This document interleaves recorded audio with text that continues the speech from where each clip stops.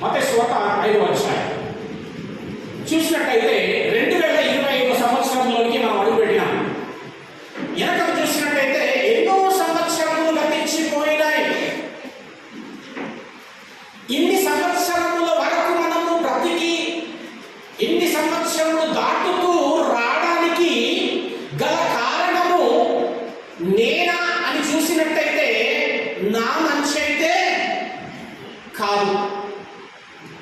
పోనీ నా నీతి అంటే నా నీతి ఏమీ లేదు. పోనీ నా క్రియలను బట్ట నీతి క్రియలను బట్టి అనేసి అంటే అట్లా కూడా లేదు.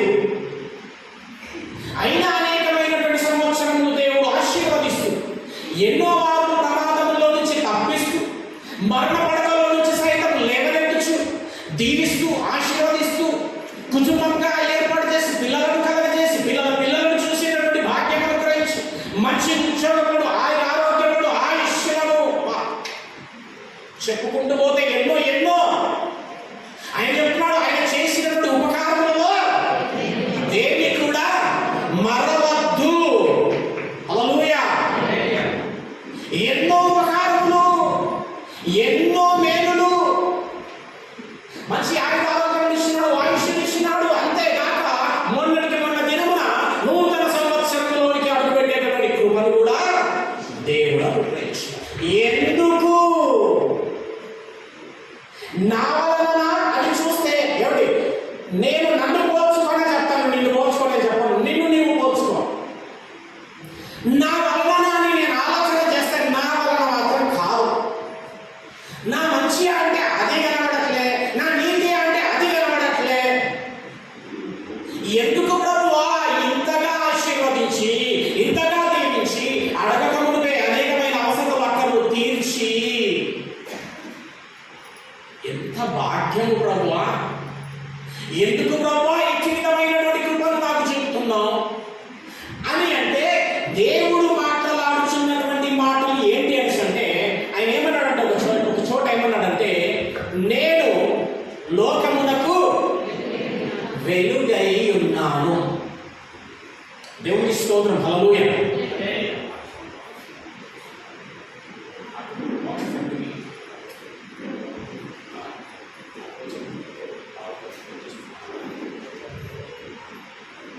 నేను లోకమునకు వెలుగై ఉన్నాను అన్నాడు కదా ఆయన.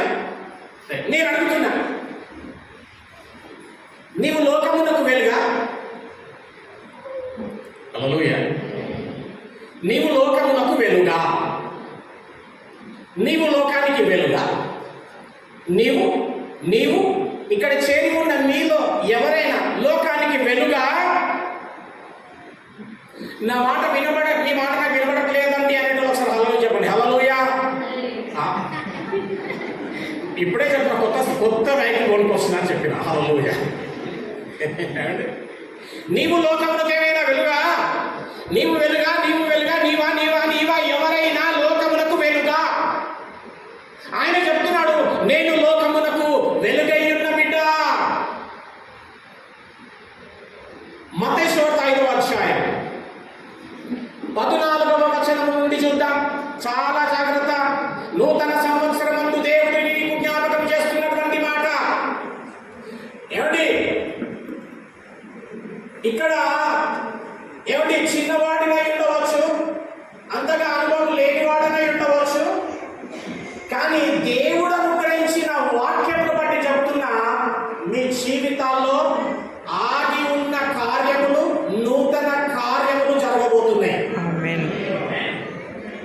అనౌన్స్మెంట్. ఆగి ఉన్న కార్యాలు ఎదురు చూస్తున్న ఎప్పటియో కార్యాలు, నూతన కార్యాలు నా దేవుడు మీ జీవితాల్లో చేయనై ఉన్నాడు. ఆమేన్. హల్లెలూయా. చదవండి 14వ వచనం నుంచి. మైక్ తీసుకోక మైక్ వీడియో వాళ్ళకు మైక్ ఇచ్చేసి అది ఆన్ ఆఫ్ చేసుకుంటూ చదవండి. మైక్ ఇవ్వండి, చదువుతాం. అమ్మ చేయలేవండి తొందరగా. రైట్, చదవమా. మీరు లోకమునకు వెలుగై ఉన్నారు. ఎవరు? మీరు లోకమునకు వెలుగై ఉన్నారు. ఎవరు లోకమునకు వెలుగై ఉన్నారు? నేను అడిగినాను కదా, నీవు లోకం లోకములకు వెళ్ళగా అని అడిగిన. నువ్వా నువ్వా నువ్వా అని అడిగిన. ఏ ఒక్కరు చెప్పలేము. కానీ దేవుడు ఏమంటున్నాడు తెలుసా? బిడ్డ, నీవు లోకానికి వెలుగు. దేవునికి స్తోత్రం, హల్లెలూయా. నీవెవరో తెలుసా? నీవు వెలుగువు. వెలుగైన నువ్వు ఏం కాబడాలా? చెప్పాలా? వెలిగింపబడాలా. నీవు వెలిగింపబడు బిడ్డ. నీవు లోకములకు వెలుగంటే మొన్న దినమున నీవేం చేసినావు? ఇంటి ముందట ఏం పెట్టినావు? స్టార్. అబ్బా, ఆ స్టార్ వెతికి వెతికి ఏరి కోరి కోరి ఏది పైసలు ఎక్కువ ఉంటుందో అది, ఏది ఎక్కువ హోల్స్ ఉంటాయో ఆటినే, ఆ హోల్స్ లో మంచి డిజైనింగ్ ఉండాలా, ఏరేరి కోరి కోరి తెచ్చుకొని పెద్ద పెద్ద స్టార్స్. అది కూడా సరిపోకపోతే పక్కకు సీరియల్ బల్బ్స్. అవునా బిడ్డ? దేవుడు తీసుకో. అది సరిపోకపోతే రంగుల లైట్లు. ఏమండి, నేను స్టార్ పెట్టడం తప్పు అని నేను అనట్లేదు, కానీ విషయం చెప్తున్నాను వినండి. ఎట్లా పెట్టినావంటే ఎవరైనా నీ ఇంటి సైడ్ చూస్తే మళ్ళా చూడాలా. అన్ని లైట్స్ పెట్టి ఎంతో ఆకర్షణీయముగా నీవు దిద్దుకున్నావు కదా. నా దేవుడు ఏం చెప్తున్నాడంటే, బిడ్డ, నీవు లోకములకు వెలుగు నాయన. వెలుగైన నీవు వెలిగింపబడు అంటే నీవు వాటిని వెలిగిస్తున్నావు, కానీ నీవేమో ఏవైతే చీకటిలో కూరుకుపోతున్నావు. నిన్ను వెలగమంటే నీవు వెలగకుండా బల్బును వెలిగిస్తున్నావు, స్టార్ని వెలిగిస్తున్నావు. బిడ్డ, అసలు సిసలైన వెలుగు ఏంటంటే నీవే. ఈ వెలుగు ఎక్కడ ఉండాలో తెలుసా? వెలుగంట కొంచెం కింద పెట్టబడదంట, దీపస్తంభం మీద పెట్టబడదంట. ఆ దీపస్తంభం మీద పెడితే ఆ లోకమంతా కూడా వెలుగు ప్రకాశిస్తుంటదంట. దేవునికి స్తోత్రం, హల్లెలూయా. బ్రదర్ నేనైతే రోజు బైబిల్ చదువుకుంటా బ్రదర్. అయితే బ్రదర్ నేనైతే బ్రదర్ రోజు ప్రార్థన చేసుకుంటున్నాను. అయితే ఎక్కడున్నావు? మా ఇంట్లోనే బ్రదర్. నువ్వు వెలుగు బిడ్డ, కొంచెం కిందనే ఉండొద్దు బిడ్డ. లే, రా బయటకు. దేవుని ప్రకటించు, ప్రచురించు, దేవుని ప్రేమను కనపరచు. నీవు లోకానికి వెలుగై ఉన్నావు. నీ వెలుగును బట్టి నీ వెలుగు, ఈ వాక్యము గనక నీవు గమనించి అట్టి వెలుగులో గనక నీవు నడిచినట్టయితే, వెలుగై ఉండి నువ్వు గనక ముందుకు వెళ్ళినట్టయితే, నీవే కాక నీ ప్రక్కన ఉన్నటువంటి వారి జీవితాల్లో కూడా వెలుగు ప్రకాశింపబడుతుంది. హల్లెలూయా. అర్థమైతుందో? నేనైతే ఆ ప్లేస్ ఉంటే వాహనం కొడుతుంది. ఏంటి? నీవు వెలుగు అయి ఉంటే నిన్ను బట్టి నీ ప్రక్కనున్నటువంటి వారి జీవితాల్లో కూడా వెలుగు ప్రకాశింపబడుతుంది, చీకటి కన్వేయబడుతుంది ఆ జీవితాల్లో. నీవు వెలుగై ఉంటే నీ కుటుంబం అంతా వెలుగైపోతుంది. నీవు వెలుగై ఉంటే నీ వీధంతా వెలుగైపోతుంది. నీవు వెలుగై ఉంటే నీ గ్రామము, ఈ లోకమే వెలుగైపోతుంది. హల్లెలూయా. నీవు వెలుగై ఉన్నావు లోకమునకు కనుక కొంచెం క్రింద ఉండకు, నీవు దీపస్తంభము మీద ఉండు. చదువు ఒకసారి, చదవండి బిడ్డ. కొండ మీద నుండి పట్టణము మరుగై ఉండనేరదు. మనుషులు దీపము వెలిగించి కొంచెం క్రింద పెట్టరు కానీ అది ఇంట నుండి వారికి అందరికీ వెలుగిచ్చుటకై దీపస్తంభం మీదనే పెట్టుదురు. చాలమ్మా. మొట్టమొదటి దేవుడు నూతన సంవత్సరంలో మాట్లాడిన మాట ఏంటంటే, బిడ్డ, నీవు మామూలు వ్యక్తివి కాదు, నీవు లోకానికి వెలుగు. వెలుగై ఉన్నటువంటి దేవుని యొక్క ప్రకాశమైనటువంటి వెలుగు చేత నీవు వెలిగింపబడుతున్నావు. నీ వెలుగులో దేవుడు అనేకులను ఆయన మార్గంలోనికి నడిపించదలచినాడు. దేవునికి స్తోత్రములు, హల్లెలూయా. దానియేలు గ్రంథం తీస్తాం ఒకసారి. దానియేలు 12వ అధ్యాయం. చక్కటి అంశం చెప్తా ఈరోజు ఒకటి. రైట్. దానియేలు 12వ అధ్యాయం 3వ వచనం చదవండి బిడ్డ. దానియేలు 12వ అధ్యాయం. చూడండి బైబిల్ చూడండి ఎట్లా ఉంటుంది వాక్యం. బుద్ధిమంతులైతే అంట. హల్లెలూయా. కోపం వస్తుంది కదా అట్లా అంటే. బుద్ధి లేదు నీకంటే ఎట్లుంటుంది మనకి, అట్లా మాట్లాడుతుంది బైబిల్. హల్లెలూయా. బుద్ధిమంతులైతే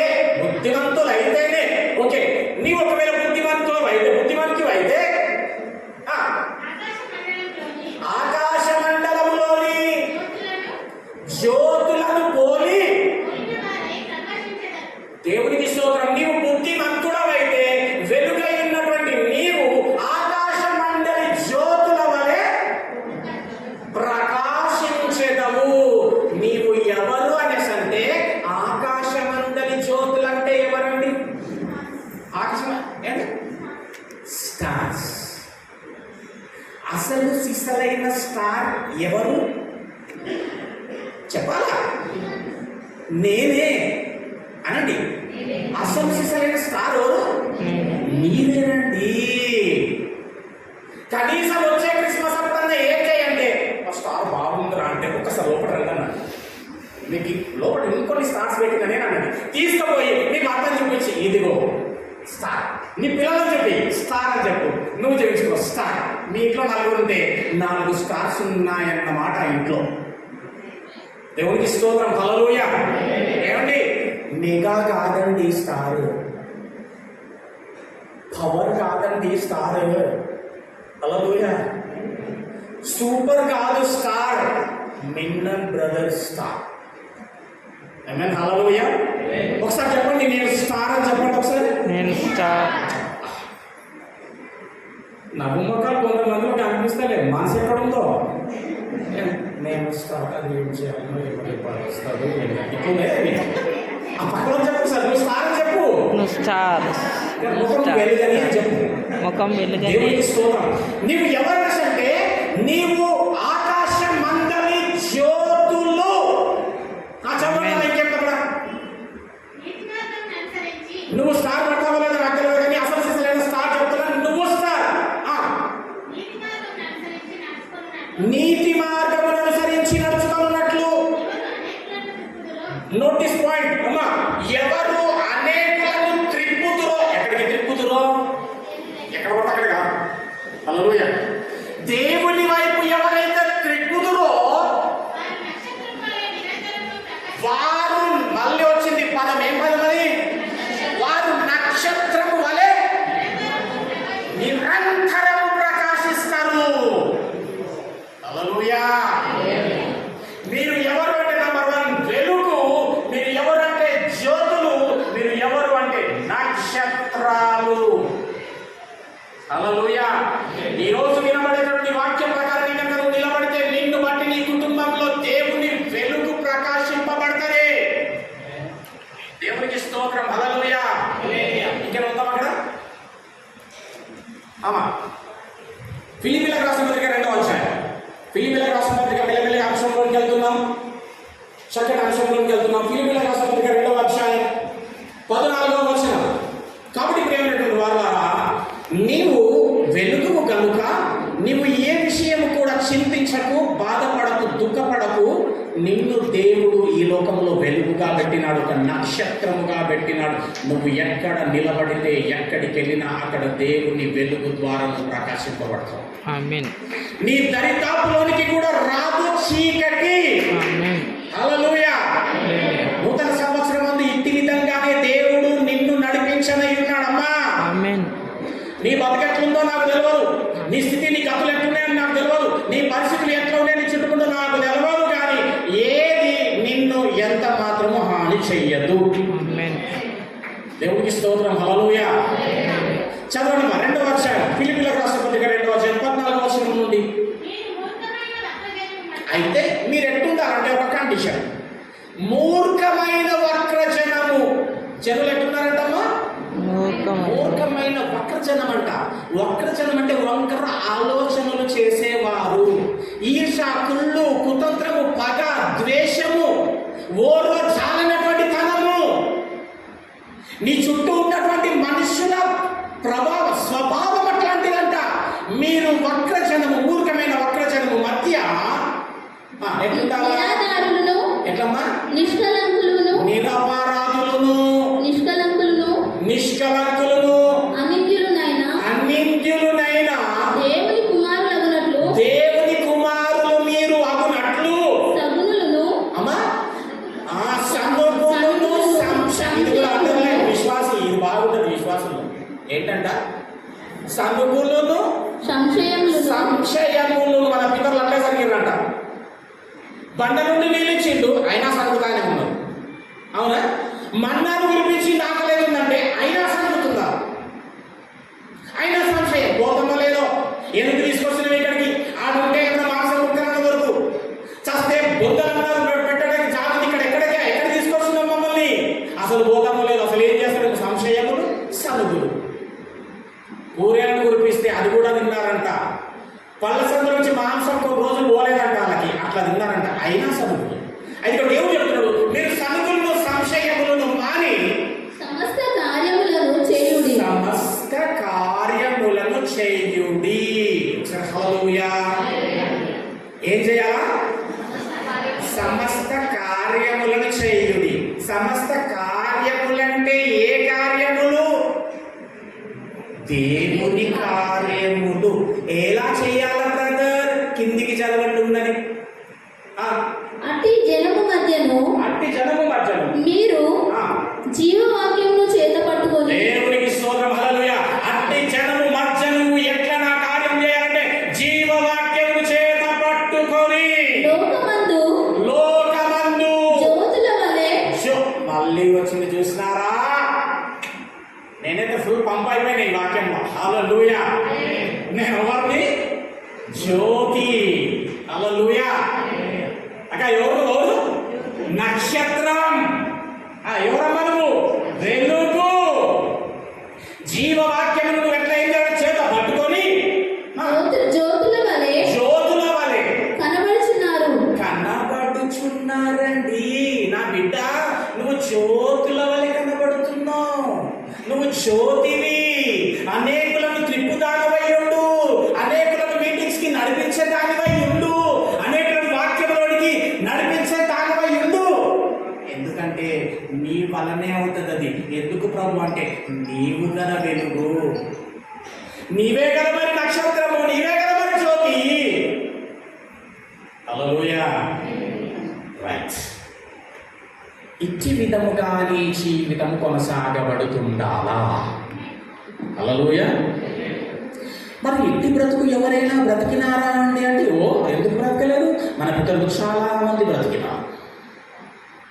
అబ్రహామేమి, ఇస్సాకేమి, యాకోబేమి, ఏలియా, ఎలీషా, మోషే, యెహెజ్కేలు, ఇర్మియా, ఎంతోమంది బ్రతికినారండి.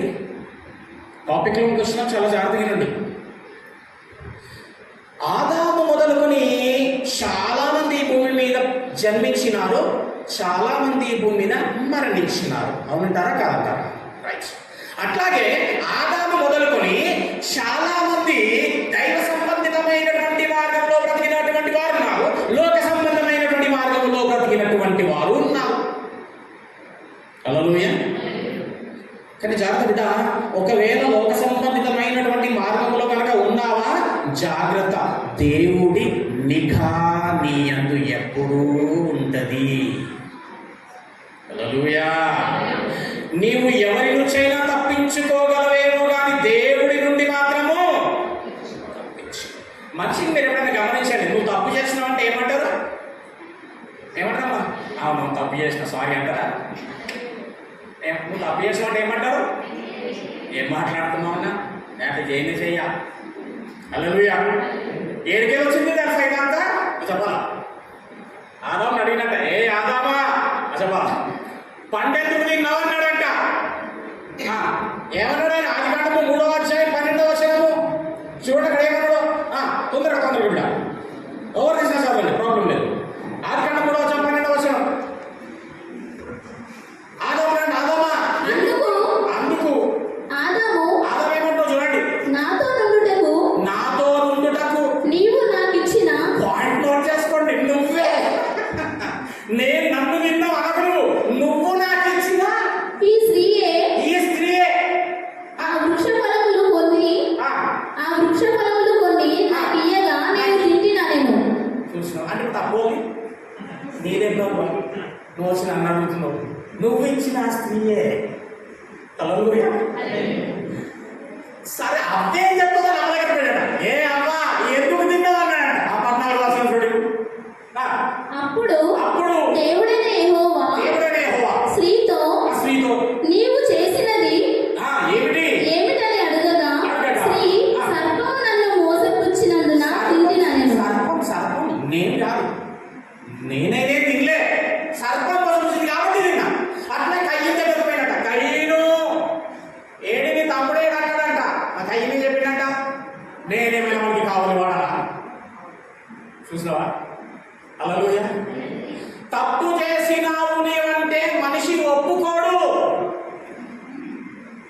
కానీ ప్రియమైనటువంటి వారలారా, బహు జాగ్రత్త.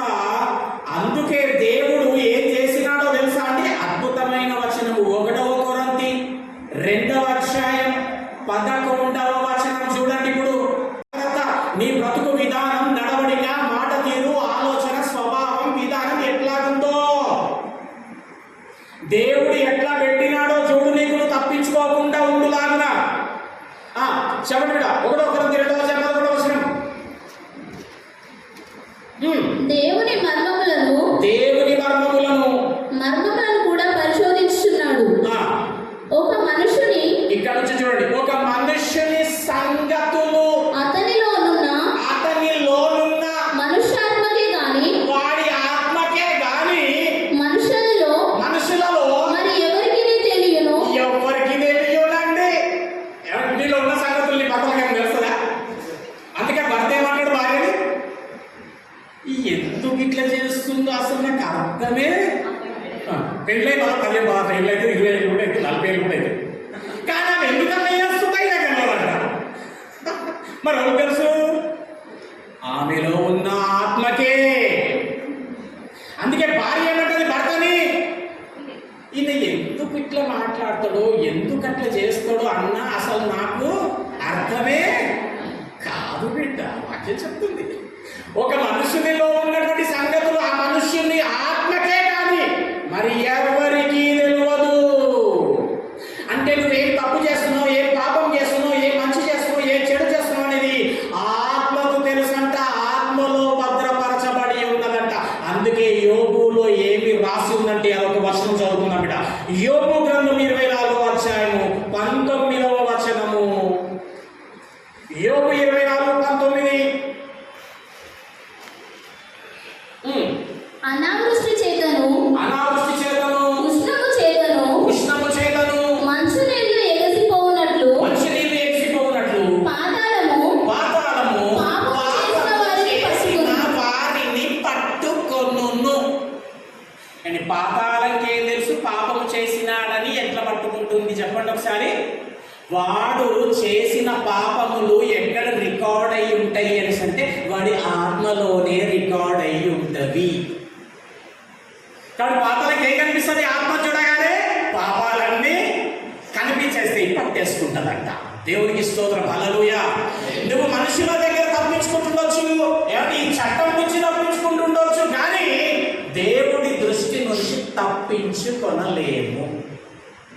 అయితే ప్రియమైనటువంటి వాళ్ళ విషయం ఏంటి అంటే, ఇట్లాగా బ్రతికిన వారు ఉన్నారు. ఇప్పటి వరకు మనం మొదట మాట్లాడినటువంటి వాక్యాల ప్రకారముగా జీవించినటువంటి వారు కూడా ఉన్నారు.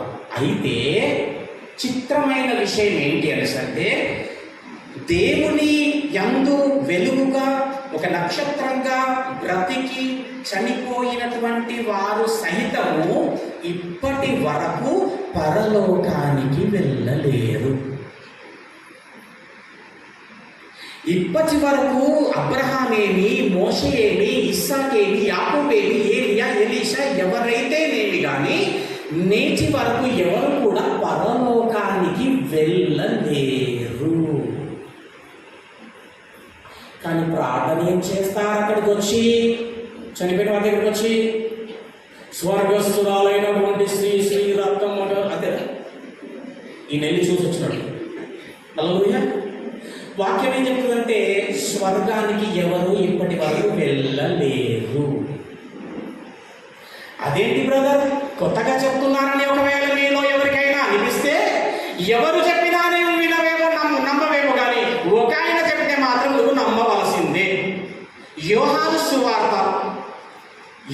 సువార్త తొందరగా, యోహాను సువార్త 3వ అధ్యాయం 13వ వచనం.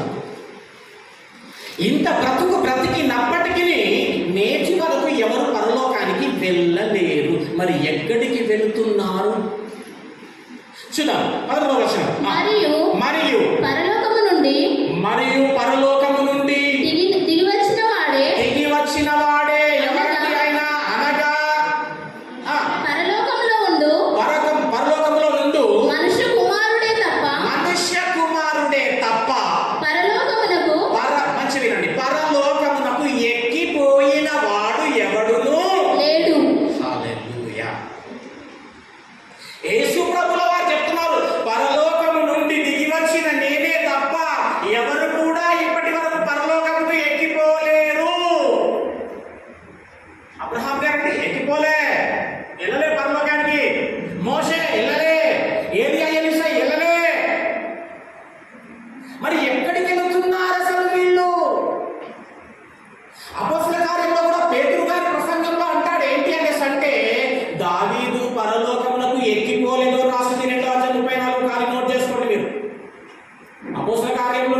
34లో పేతురు గారి ప్రసంగం ఏముంటది అంటే దావీదు పరలోకములకు ఎక్కిపోలేడు.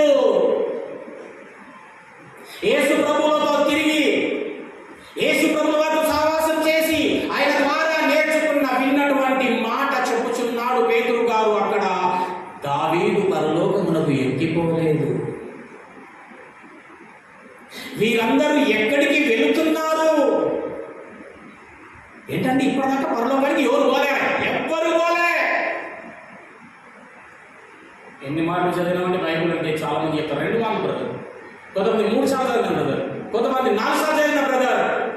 ఏమంటే నేను అడుగుతాను, అంతగా చదివిన నీవు ఎప్పుడైనా నాలాంటి ఒక సేవకుడి దగ్గరకు వచ్చి అయ్యా ఇప్పటి వరకు నేను ఒక వచనం చదివినా, ఇప్పటి వరకు పరలోకము ఎవరు పోలేరని రాసింది ఎందుకండి కొంచెం చెప్తారా అని ఎవరైనా అడిగిరా? అడగరు. ఏమడుగుతాము? అయ్యగారు ఇక చెప్పాలి, కాలు బాగా కూస్తున్నాయి కదా చెప్పాలి, పాటించు. అయ్యగారు చెప్పి ఒక ఇల్లు కొన్నాం అనుకుంటున్నాం అని చెప్పాలి, ప్రార్థించు. ఇంకొక అయ్యగారు ఓ ఇల్లు కొన్నాము, ఆ ఇల్లును చెప్పాలి, అమ్మాని అనుకుంటున్నాము, జర ప్రార్థించు. జర బిడ్డకు పెళ్ళాయి గారు జర ప్రార్థించు. హల్లెలూయా. అబ్బాయి చెప్పుడు పోతే ఎన్నో, కానీ ఎవరైనా బైబుల్లో ఉన్నటువంటి ఇంటి విషయములను తీసుకొచ్చి అయ్యగారు ఇక్కడ ఈ విధంగా రాస్తుంది ఎందుకండి నాకు కొద్దిగా చెప్పండి అని అడిగేటటువంటి వారు కనుక సంఘంలో ఉంటే అదిరిపోయేది సంఘం ఎప్పుడో. దేవునికి స్తోత్రం. హల్లెలూయా. వాక్యం గురించిన విషయములు అడగరు. హల్లెలూయా. ఎక్కడికి వెళ్తున్నారండి మరి వీళ్ళంతా? లూకా సువార్త 23వ అధ్యాయము. నేను అడుగుతున్నదంటే వీరందరూ ఎందుకు పరలోకం వెళ్ళడం లేదు? ఎక్కడికి వెళుతున్నారు మరి? ఎంతమందికి ఈ విషయం తెలియదు చెప్పండి. ఇప్పటి వరకు ఎవరు పరలోకం వెళ్ళలేదా అనే విషయము ఎంతమందికి తెలియదు? ఒకసారి చేయలేదా? పరలోకం ఇప్పటిదాకా ఎవరు వెళ్ళలేదని ఫస్ట్ టైం వింటున్నటువంటి వారు ఎవరైనా? ఓకే, వెరీ గుడ్, సంతోషం, వెరీ గుడ్, రైట్. ఎక్కడికి వెళుతున్నారో చూద్దాం. ఇప్పుడు 23వ అధ్యాయం 43వ వచనంలో మీరు నోట్ చేసుకుంటే నేను చెప్తాను. యేసు ప్రభువు వారు సిలువ వేసినప్పుడు 2 ప్రక్కల దొంగలు ఉన్నారంట. అంటే అందులో ఒక దొంగ అన్నాడంట, అయ్యా నీవు దేవుడవు నేను నమ్ముచున్నాను నాయనా, నీవు నీ రాజ్యంతో వచ్చినప్పుడు జర నన్ను జ్ఞాపకం చేసుకో అయ్యా అన్నాడంట. అంటే అప్పుడు యేసు ప్రభువుల వారు ఆ వచనంలో ఏమి రాస్తున్నాడు అంటే, ఓకే బిడ్డ, నీవు నేడు నాతో కూడా పరదైసులో ఉందువు.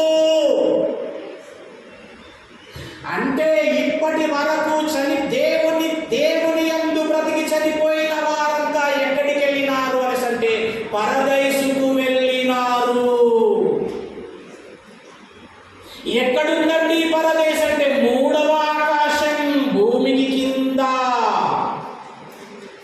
అందరూ పరదేశంలోనికి వెళ్ళిపోతున్నారు, ఎవరూ పరలోకం వెళ్ళలేదు.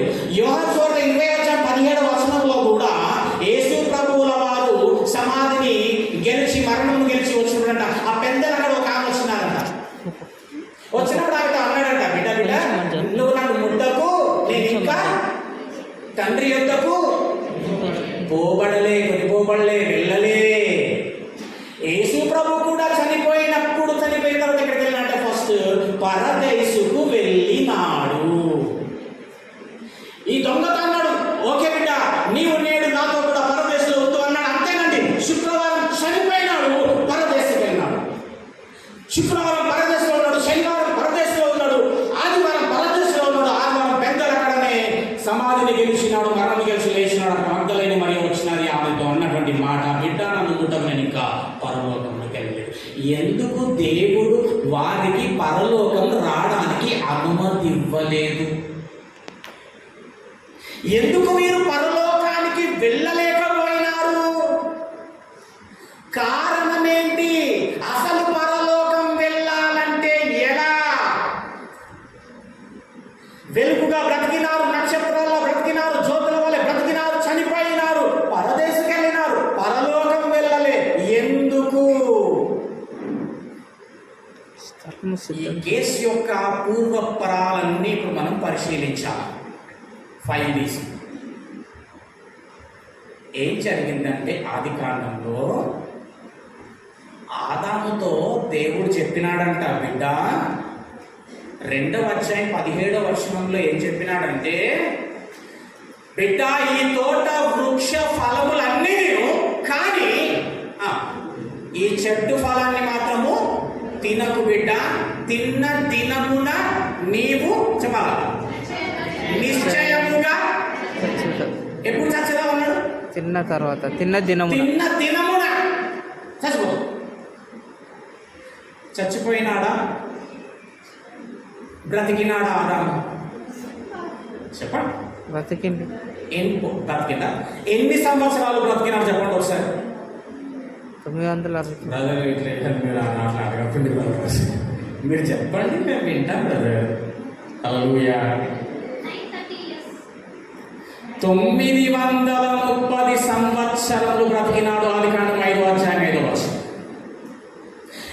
చాలా మంది ఈ విషయాన్ని బట్టి ఏమడుగుతున్నారంటే, ఏమండి మీ దేవుడు కింద దినముననే నిశ్చయంగా చచ్చిపోతాడు అన్నాడు కదా, ఎందుకు బ్రతికినాడు మరి అని.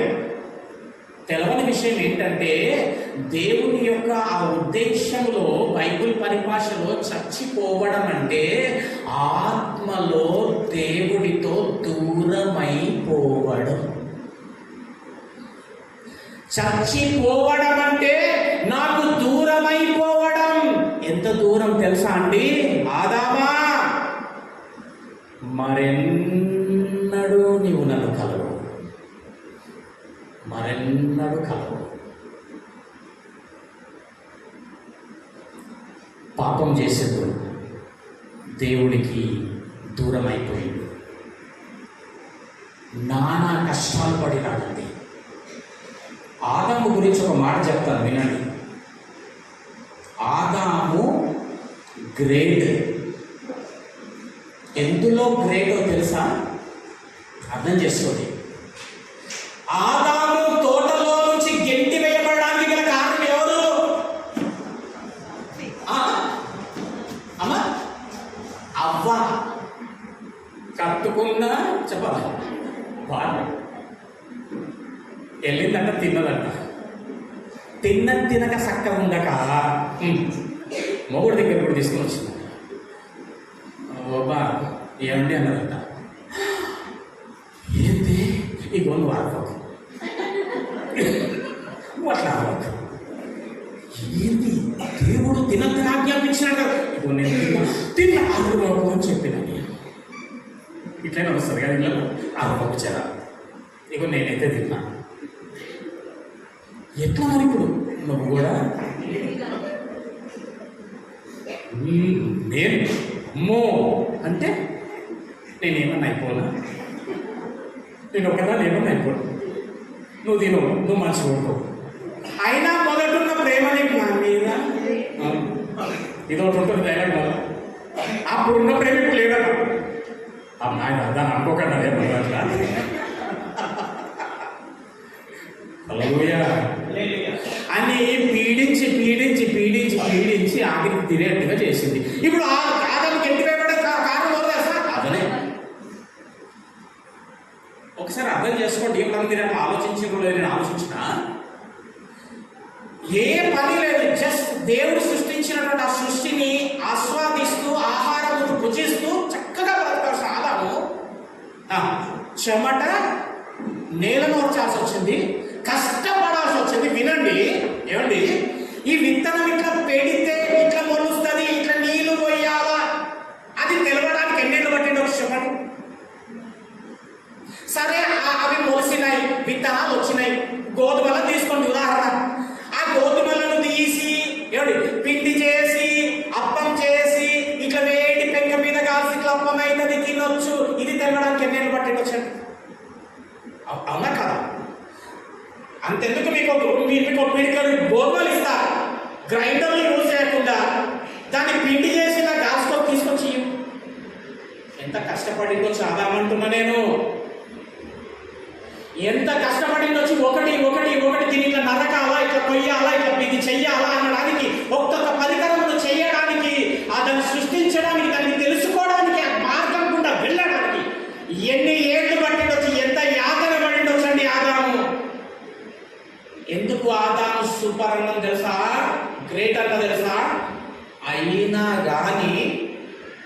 ఒక్కసారి కూడా భార్య అయిన అవ్వను కొట్టినట్టుగా తిట్టినట్టుగా లేదు.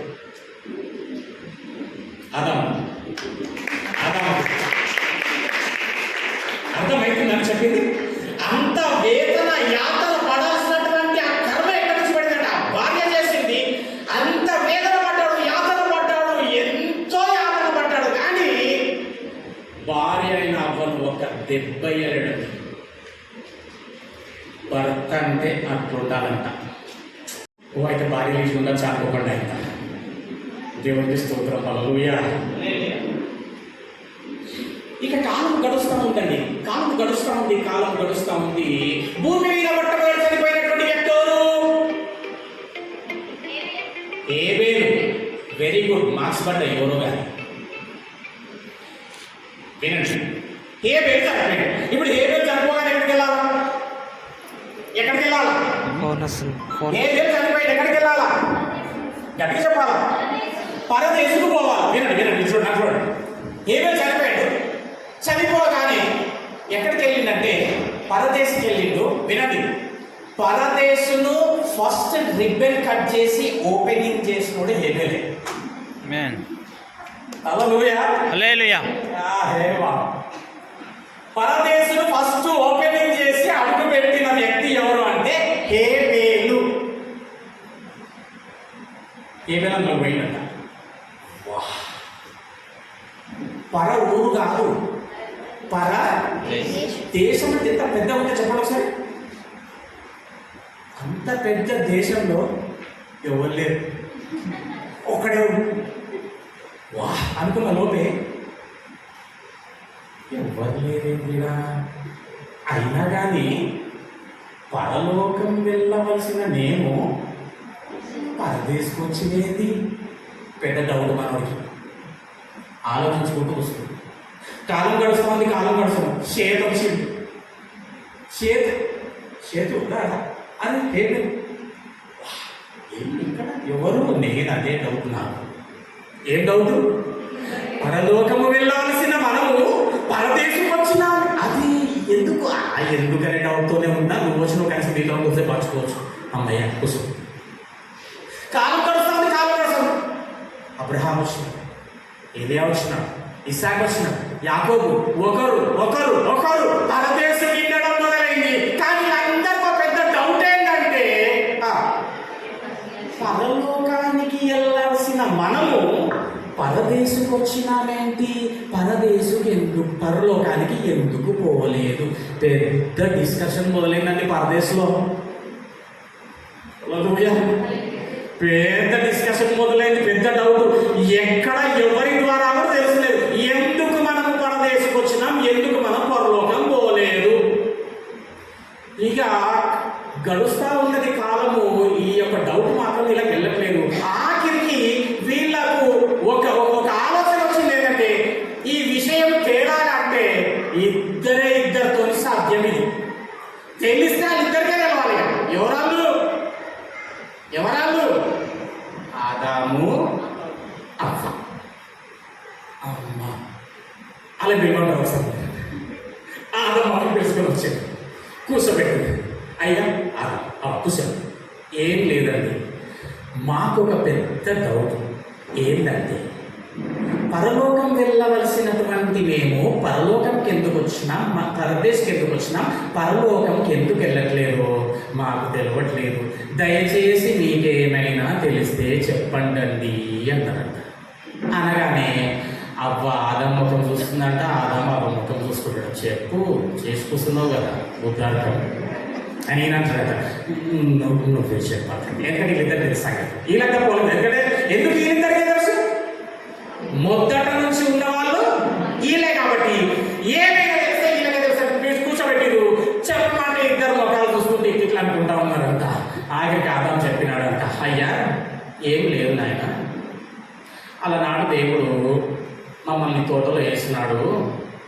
వృక్షఫలములన్నీ తినరు నాయన, ఆ ఒక్క చెట్టు ఫలం మాత్రం తినొద్దు అని అంతే. ఏదైతే తినద్దు అన్నాడో, తినద్దు అన్న పండును మేము తిన్నాం నాయన, ఏదో ఉన్న జాగాలో ఉండక కొంచెం ఎక్స్ట్రా చేసినాము. ఆ రోజు మాకు తెలవలేదు ఆదామా, తిన్న దినమున నీకు నిశ్చయంగా దూరం అవుతామంటే ఏమో అనుకున్నాము. కానీ ఈరోజు మాకు అర్థమవుతుంది, దేవుడితో దూరం అవ్వడమని మరెన్నడూ కూడా ఇక మీరు మనము పరలోకం వెళ్ళము చెప్పేసి పరదేశం చెప్పేసి ఎవరు చెప్పారు? ఆదాం చెప్పాడు, ఈ చెయ్యవద్దన్నటువంటి పని చేసి పాపము చేసినాము కనుక పాపము దేవునికి దూరం చేస్తుంది. కాబట్టి అట్టి విధంగా మనం అందరం కూడా దూరం అయిపోయిన పరదేశం వచ్చినాం. ఆయన పరలోకంలో ఉన్నాడు, ఇక ఎన్నడూ మనము పరలోకముకు వెళ్ళము అని చెప్పినాడండి. ఎంతో చింత ఏంటి, ఎప్పుడు వెళ్ళము. నా మాట జాగ్రత్తగా అర్థం చేసుకోండి. కానీ పరలోకం అనేది ఒకటి ఉన్నది కదా, ఉన్నది అన్నప్పుడు ఎక్కడి నుండో ఏ విధంగానో ఎవరితోనో వెళ్ళే ఆస్కారం అయితే ఉంటుందా ఉండదా? దానికోసం ఎదురు చూస్తాం. ఉండనైతే ఉండదు పరలోకం, కానీ ఏదో ఒక విధమైన పరిష్కారం ఉండాలని ఇక అందరూ ఆ ఆలోచన చేస్తూ పరదేశంలో ఉన్నప్పుడు ఒకానొక దినమున మత్తయి సువార్త 3వ అధ్యాయం 17వ వచనములో ఉంది, ఇదిగో యేసు ప్రభువారు బాప్టిజం తీసుకొని ఒడ్డునకు వచ్చినప్పుడు ఆకాశము తెరవబడి ఒక గొప్ప స్వరం వినబడింది. ఏంటంటే, ఇదిగో ఈయన నా ప్రియ కుమారుడు. ఇది బాగా తెలియజేసుకోండి బిడ్డ.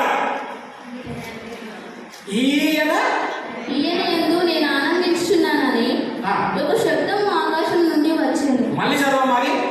ఇదిగో మరియు ఇదిగో ఈయనే నా ప్రియ కుమారుడు. ఈయనే అర్థం చేసుకోండి, అక్షరంలో కూడా అర్థం ఉంటుంది. ఈయన కూడా కాదు, ఈయనే నా ప్రియ కుమారుడు, ఈయన యందు నేను ఆనందించుచున్నానని. వినండి, ఇక్కడ వినండి. దేవుడికి యేసు ప్రభువుల ద్వారా కలిగింది ఆనందం తప్ప ఎవ్వరి విషయంలో కూడా దేవుడు ఆనందపడలేడండి.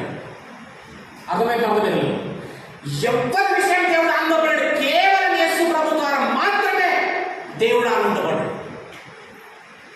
అదేంటి బ్రదర్? అబ్రహాముగా స్నేహితుడు అంతే, ఆనందంగా.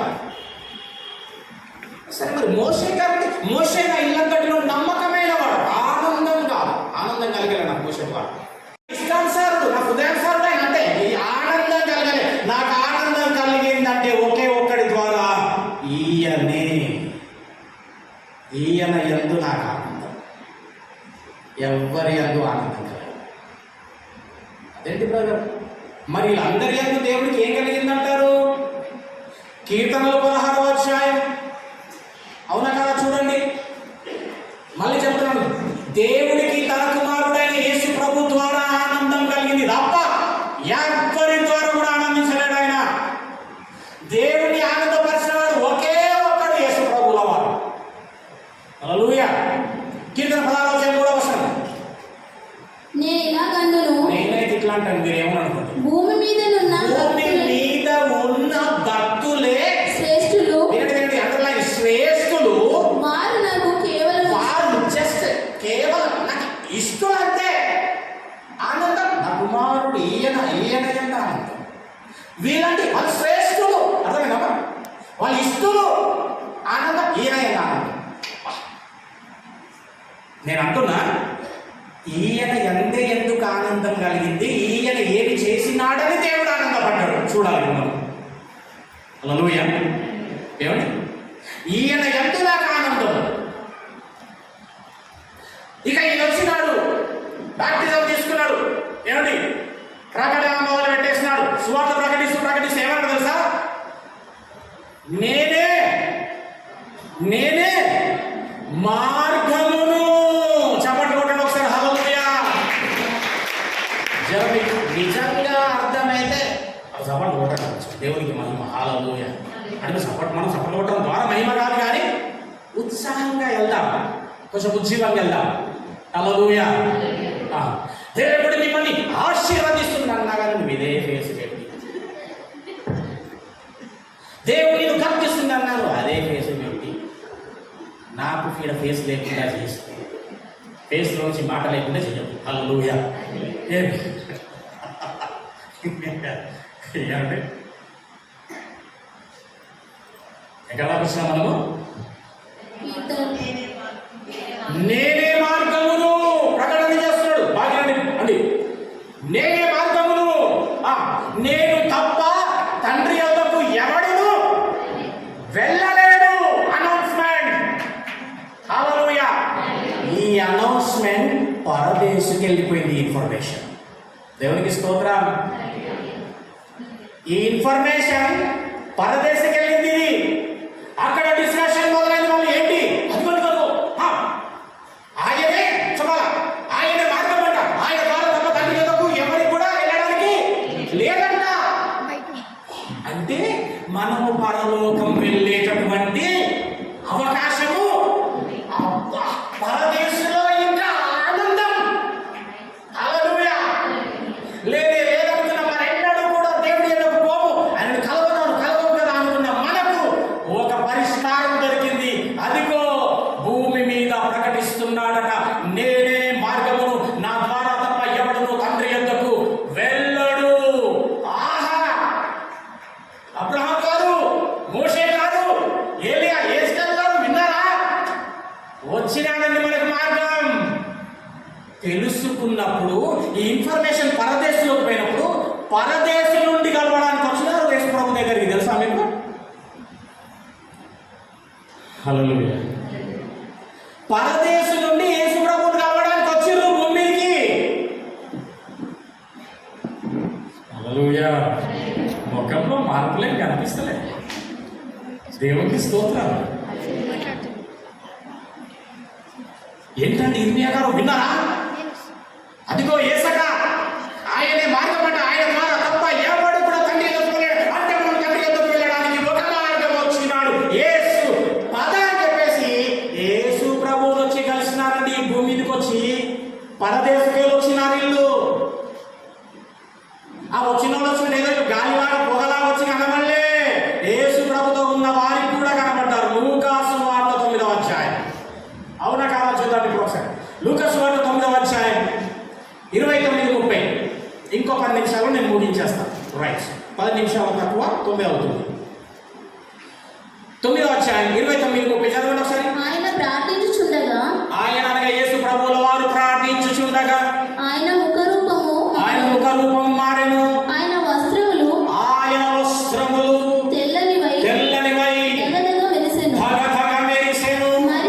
మరియు ఇద్దరు పురుషులు ఆయనతో మాట్లాడుచుండగా, అదిగో ఆయనతో మాట్లాడుతున్నారండి. ఎవరో వాళ్ళు చూడండి ఇప్పుడు.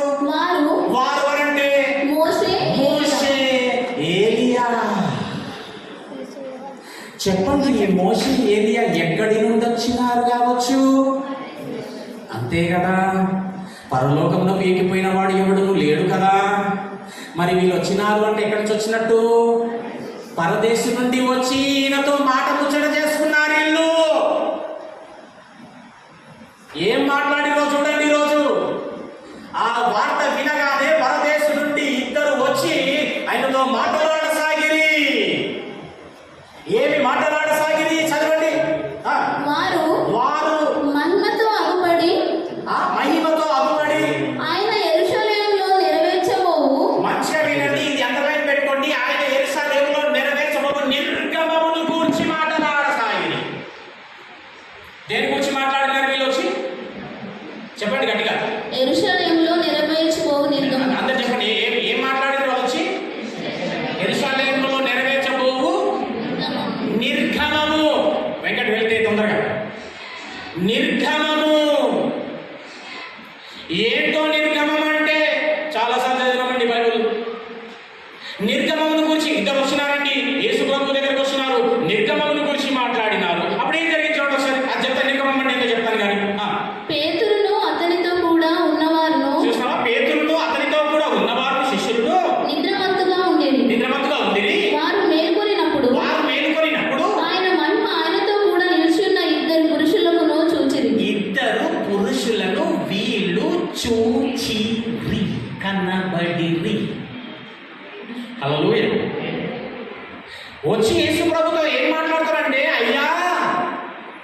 నిర్గమం ఎప్పుడు నీది యెరూషలేములో. నిర్గమము అంటే అర్థము విడిచిపెట్టుట. అంటే వీళ్ళు వచ్చి ఏం మాట్లాడినారు తెలుసా? అయ్యా మార్గము కదా నీవు, నీ ద్వారా తప్ప తండ్రి ఎదురు వెళ్ళలేము కదా, ఎప్పుడు మరి యెరూషలేములో నీ సిలువ యాగమై ఎప్పుడు ఇక్కడ విడిచిపెడతావు నీ నిర్గమం ఎప్పుడు చెప్పు. అమలగారు అర్థమైందా? అంటే మీరు అవార్డుగా ఎట్లనే ఉంటే సంతోషం, ఊరికైనా అట్లే ఉంటే మాత్రము దేవునికి స్తోత్రం. ఎప్పుడయ్యా నీ నిర్గమని మాట్లాడిండ్రు, దేవుడు వాళ్ళతో మాట్లాడిన విషయం చెప్పేసినాడు, ఇక వెళ్ళండి అన్నాడు. మళ్ళీ ఇద్దరు పరదేశాలు. అంతేనండి, యేసు ప్రభు యెరూషలేములో సిలువ వేయబడ్డాడు. శుక్రవారం చనిపోయినాడు. చనిపోయిన వెంటనే శుక్రవారం పరదేశికి వెళ్ళినాడు. శనివారం పరదేశంలో ఉన్నాడు. ఆదివారం పరదేశంలోనే ఉన్నాడు. ఆదివారం పెద్దల కడనే లేచినాడు. హల్లెలూయా. వినండి, వీళ్ళు వచ్చి యేసు ప్రభుతో మాట్లాడారు కదా పరదేశికి వచ్చి. వినండి, ఈయన చనిపోయి ఈయన ఎక్కడికి పోయాడు, మళ్ళీ అలాగే పోయాడు. వీళ్ళు వచ్చి మాట్లాడారు కదా, మాట ముచ్చట పోతారు. వీళ్ళు పోయాట ఫ్యామిలీతో మాట ముచ్చట చేసుకుంటారట. తర్వాత ఈ ఫ్యామిలీ వచ్చి చెప్పాలి వీళ్ళతో మాట. అట్లా జరిగింది ఇద్దరు మధ్యలో. ఎంత లవ్ చూడండి అక్కడ వాళ్ళకి, మనతో దేవుడికి యేసు ప్రభు వాళ్ళకి. ఆయన చనిపోయాడు, ఆయన పరదేశంకి వెళ్ళిపోయాడు. చనిపోయి వెళ్ళిన యేసు వాళ్ళతో ఏం మాట్లాడిండొచ్చు, వీళ్ళు ఏం మాట్లాడిందో తెలిసిపోయింది. ఇప్పుడు ఈయన వెళ్ళి వాళ్ళతో ఏం మాట్లాడిండొచ్చు. ఎఫ్ఎస్సీలకు రాష్ట్ర పత్రిక 8వ అధ్యాయం, ఇంకా ముగిస్తాం 4వ అధ్యాయం. ఎఫ్ఎస్సీలకు రాష్ట్ర పత్రిక 4వ అధ్యాయం 8వ వచనం. ఎందుకు యేసు అంటే ఆనందమో ఇప్పుడు తెలుస్తుంది మనకి. ఎందుకు యేసు అంటేనే దేవుడికి ఆనందపడ్డాడో చూద్దాం. అందుచేత ఆయన ఆరోహమైనప్పుడు, ఆయన ఆరోహణం అంటే ఒకసారి నాకు చూపించండి మీ చేతులతో. ఆరోహణం అంటే ఏదన్నా? Very good. ఇప్పుడు ఆరోహణమైనప్పుడు చెరను చెరగా పట్టుకొని పోయి మనుషులని ఈవులను అనుగ్రహించనని చెప్పబడి ఉన్నది. ఆరోహణమాయనగా ఆరోహణం అంటే మీరు చూపించారు కదా. ఇప్పుడు చూడండి, ఆరోహణమాయనగా ఆయన భూమి యొక్క క్రింది భాగములకు దిగినని అర్థం ఇచ్చుచున్నది. ఇది చాలా మీకు అర్థం కాదు, చెప్తాను కదా. ఎన్ని ఆకాశాలని చెప్పినా నేను మీకు? వెరీ గుడ్, మార్క్స్ పడే మళ్ళీ అందరికి చెప్పిన. ఒకటవది కనబడుతున్నటువంటి ఆకాశం, రెండవది ఈ భూమి అనబడుతున్న ఈ ఆకాశం, మూడవది భూమి కిందన ఉన్నటువంటిది 3 ఆకాశం. ఈ 3 ఆకాశాలు. అయితే ఆరోహణం అనేది ఎట్లా అవుతుంది అంటే 1, 2, 3 కదా. ఈ మధ్యలో దేవుడు ఉన్నాడు కదా మధ్య ఆకాశంలో. ఇక్కడి నుండి ఆరోహణం అంటే ఎట్లా వెళ్ళాలంటే ప్రాసెస్ ఇట్లా కాదు. ఫస్ట్ అట్లా లేచి దాన్ని చీల్చుకొని ఈ విధంగా 3వ ఆకాశంలోకి వెళ్తారు. ఇది ప్రాసెస్. ఇది ఇట్లా పోవడం. అందుకే ఆరోహణమాయన అనగా భూమి యొక్క కింది భాగంలో పోవాలంటే ఫస్ట్ ఆరోహణం. అట్లా కింది భాగంలోనికి వెళ్ళినాడు. చదవండి. భాగములకు దిగినని అర్థం ఇచ్చున్నది కదా. దిగినవాడు తానే. వినండి, ఇక్కడ 5 గంటలు చేస్తుంది. దిగినవాడు తానే సమస్తమును నింపునట్లు. సమస్తము నింపునట్లు, నింపడానికి పోయినాడంటే అక్కడికి. ఏమి నింపునట్లో తెలుసా? దేవుని ప్రజలతో పరలోకాన్ని నింపునట్లు పోయి వారిపై ఉన్న చెరను చెరగా తీసేసి వారికి ఈవులను అనుగ్రహించిండు, మాటిచ్చిండు. డోంట్ వరీ, ఇక మీరు చింతించకండి. ప్రభు మరి ఎక్కడికి వెళ్తున్నావు ప్రభు అంటే యోహాను 14:2 ఉంటుంది. నేను వెళ్ళి మీకు స్థలములు సిద్ధపరచి వెళ్ళుచున్నాను, మరలా వచ్చి మీరు నాతో కూడా ఉండుటకు నేను మిమ్మల్ని తీసుకొని పోతా. మీరు అప్పటి వరకు ఎంజాయ్. చెర అంటే ధర్మశాస్త్రము. ధర్మశాస్త్రం ఎవరిని కూడా నీతిమంతులుగా చేయదు కనుక ఆ ధర్మశాస్త్రం అనేవాడు చెరను తీసుకొని వెళ్ళిపోయినాడు. చెర అంటే పరదేశం పట్టుకుని పోయిండు అనుకుంటారు, అది కాదు. హల్లెలూయా. ఆరోహణమైపోయినాడు. ఏమి నింపినాడు? ఏమి నింపునట్లు ప్రయాసపడ్డాడు అన్నాడు. ఇప్పుడు భూమి మీద బతికిన రోజులు మనుషులతో పరలోకం. పరలోకాన్ని నింపునట్లు. ఎందుకు తండ్రికి యేసంటేనే ఆనందం కలిగిందంటే, నాకు శాశ్వతంగా దూరమైన నా పిల్లలని మరలా నా యొద్దకు తెచ్చేవాడు ఇతనే, అందుకు ఈయన నాకు ఆనందం. హల్లెలూయా. ఇష్టానుసారంగా బ్రతికినారు కాదనట్లే, శ్రేష్ఠులుగా బ్రతికినారు కాదనట్లే, స్నేహితులుగా బ్రతికినారు కాదనట్లే, కానీ ఈయన నాకు దూరమైన నా పిల్లల్ని మళ్ళీ నా దగ్గరికి తెచ్చేవాడు గనుక ఈయన నాకు ఆనందం. నీకు విషయం చెప్పనా?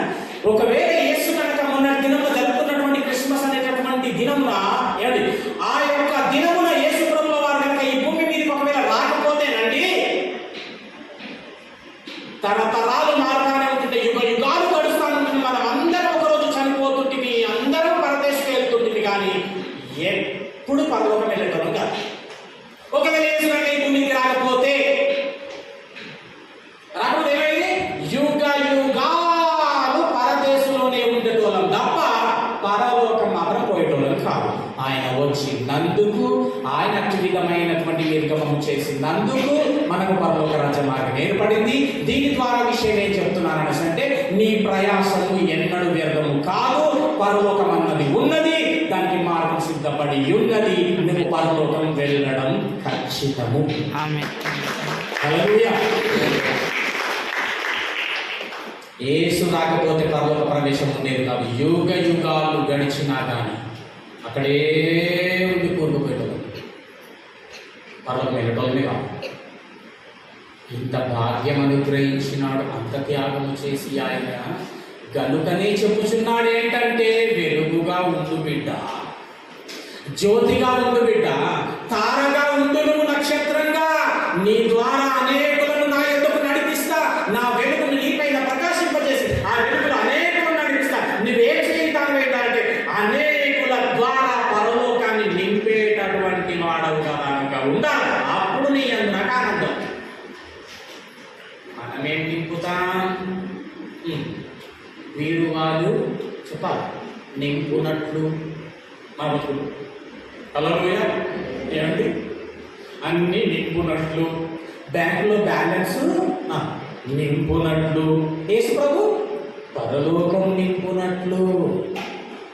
ఇచ్చే విధమైనటువంటి బ్రతుకు కనుక నీకు బ్రతికితే నూతన సంవత్సరపు వాగ్దానం 2 కొరింథీ 9:8 చదువుకొని ముగిస్తాం. వినండి, ఈ వాక్య వాగ్దాన ప్రకారంగా నీ జీవితంలో దేవుడు తన కార్యం చేయనయ్యున్నాడు. అందుకే నేను మొదటి చెప్పినాను, నూతన కార్యములు, ఆగి ఉన్న కార్యములు సైతము పునఃప్రారంభం అవుతున్నాయి నీ జీవితంలో. 8వ వచనం, 9వ అధ్యాయం 8వ వచనం, 2 కొరింథీ చదివి ముగించేసుకున్నాం. క్లోజ్ చేద్దాం. భోజనమును బట్టి దేవుని ఎదుట మనం ఒప్పుకొందుము, తినకపోయినందున. ఏం చదువుతున్నామా? 2 కొరింథీ 9:8 చదవమ్మా. మరియు అన్నిటి యందు, మరియు అన్నిటి అందండి, కొన్నిటి అందు కాదు. ఇది బాగా అర్థం చేసుకొని చాలు. ఇంకా ఇక్కడ నుంచి మీరు నిండుగా దీవెనలు పొందుకొని వెళ్తున్నారు అంతే. మరియు కొన్నిటి అందు కాదు, అన్నిటి అందు, అప్పుడప్పుడు కాదు, మీరు అన్నిటి అందు ఎల్లప్పుడూ సర్వ సమృద్ధి గలవారై. చెప్పండి కూడా ఒకసారి. హల్లెలూయా.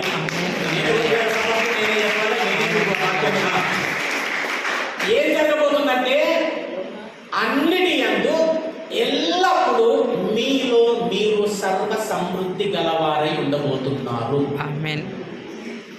ఏ మేలు కొదవ అయి ఉండనేరదు. మీ కుటుంబాల్లో సర్వ సమృద్ధి కలగబోచున్నది. ఆమేన్. 2వది చదవండి. 2వ చదవండి. కంటిన్యూ. 2వది ఉత్తమమైన, ఉత్తమం అంటే మనిషిగా ఉన్న ఘనమైన, ఉత్తమమైన కొన్ని కార్యాలు కాదు. వల్ల నీవు ఉత్తమమైన ప్రతి కార్యం చేయటకు దేవుడు మీ ఎడల సమస్త విధములైన కృపను విస్తరింప చేయగలడు, విస్తరింప ఆమేన్ ఆమేన్ చేయగలడు. ఆమేన్ ఆమేన్ ఆమేన్ మీరు ఉన్నతమైన కార్యములు చేయబోచున్నారు. ఆమేన్ మీకు అసాధ్యమైనవి సైతము మీరు మీ జీవితంలో పొందబోచున్నారు. ఆమేన్. బట్ కండిషన్ అప్లై చెప్పాలా? ఆమేన్. ఎప్పుడు వెలుగుగా ఉన్నప్పుడు, నక్షత్రమై జ్యోతులై జీవవాక్యం చేత పట్టుకొని అనేకులను దేవుని వైపు త్రిప్పేవారుగా ఉంటే గనక 100% గ్యారంటీ ఈ బ్లెస్సింగ్స్ అందరికీ రాబోతున్నాయి. ఆమేన్ దేవునికి స్తోత్రం. హల్లెలూయా. హల్లెలూయా. ఇటువంటి వాక్యం దేవుడు మన ఆత్మీయుల నిమిత్తమై దీవించి ఆశీర్వదించును గాక. ఆమేన్ ఆమేన్. ప్లీజ్ జోసెఫ్ ఒక చిన్న